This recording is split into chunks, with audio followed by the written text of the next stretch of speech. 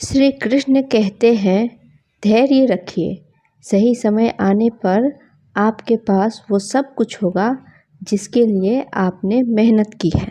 Hello friends, नमस्ते, प्रणाम, आदाब, वरक्कम, सत श्री अकाल। कैसे हैं आप सभी? उम्मीद करती हूँ आप सभी अच्छे होंगे। मैं भी अच्छी हूँ। स्वागत है आप सभी का आपके अपने यूट्यूब चैनल पे।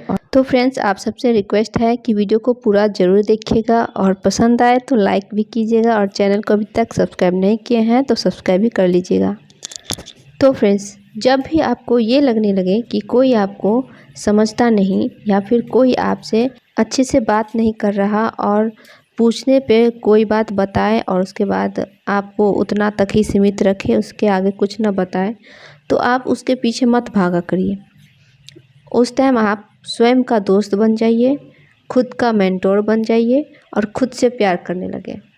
मन उदास हो तो एक कमरे में बंद होकर खुद से बातें करने लगे और वो करे जो आपको सबसे ज़्यादा खुशी देता हो, तब आपकी ज़िंदगी बेहतर बन जाएगी।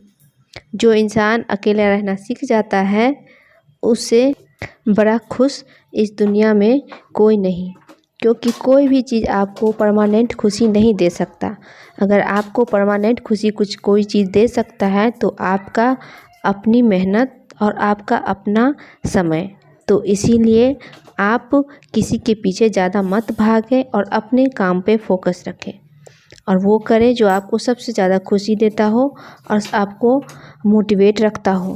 इस दुनिया में कोई भी चीज़ परमानेंट नहीं होता है, यहाँ तक तो आजकल शादी भी नहीं परमानेंट होता है। हमारे पास हज़ारों शादीशुदा जोड़े हैं जो अभी अलग रह रहे हैं। तो आप ये चीज़ क्यों सोचते हैं कि कोई चीज़ आपका परमानेंट हो जाएगा? फिर भी जब आप जानते हैं कि शादी भी परमानेंट नहीं है, फिर भी समाज में लाखों शादियाँ होती हैं। कोई रुक थोड़े ना जाता है एक शादी को देख के, जो इसका शादी नहीं टिका तो मुझे भी शादी नहीं करना। तो इसी तरह से हमारे सपने भी होते हैं। अगर मान लो एक बार टूट गए तो क्या हुआ, दोबारा से मेहनत करेंगे, दोबारा टूट गया दोबारा मेहनत करेंगे। जिस तरह से कोई बच्चा कोई चीज़ के लिए परेशान करे और उसे जब तक वो मिल ना जाए तब तक उसके लिए पीछे भागते रहता है, उसी तरह से हमें भी अपने लक्ष्य की तरफ भागना पड़ेगा और वो तब तक करना पड़ेगा जब तक हमें वो चीज़ मिल ना जाए। तो इसीलिए मेहनत करना ही होगा। अभी देखते हैं बिहार 7th फेज के लेके ही कितने सारे सपने थे हम स्टूडेंट को, जो इस बार ऐसा होगा तो हो जाएगा, ऐसा होगा तो ऐसा होगा, लेकिन सारे सपने सपने रह गए। अब इस तरह से पढ़ना होगा जिस तरह से हम कभी सोचे भी नहीं थे।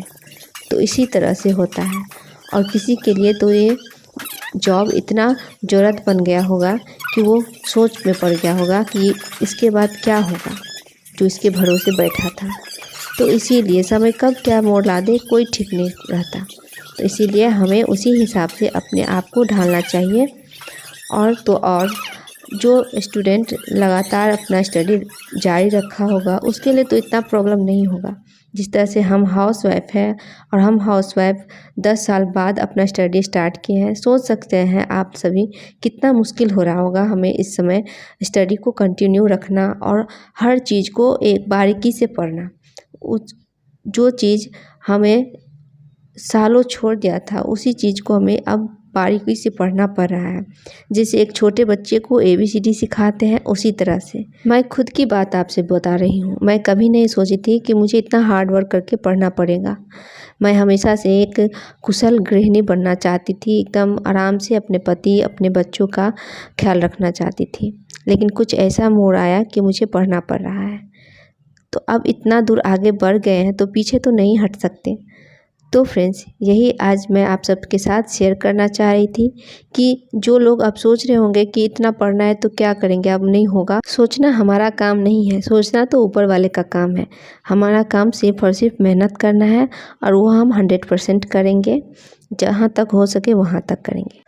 तो फ्रेंड्स, मॉर्निंग में उठने के बाद मैं 1 घंटा स्टडी की हूँ और अभी बच्चों का समर वेकेशन स्टार्ट हो गया है, बड़ा वाला बेटा का, और छोटे वाला बेटा 2 घंटे के लिए जाता है तो उसका अभी स्कूल चालू है। तो उसको मैं सिर्फ स्कूल भेजी हूँ और फिर मैं नहा धो के खाना वाना बना के फिर से पढ़ाई की हूँ।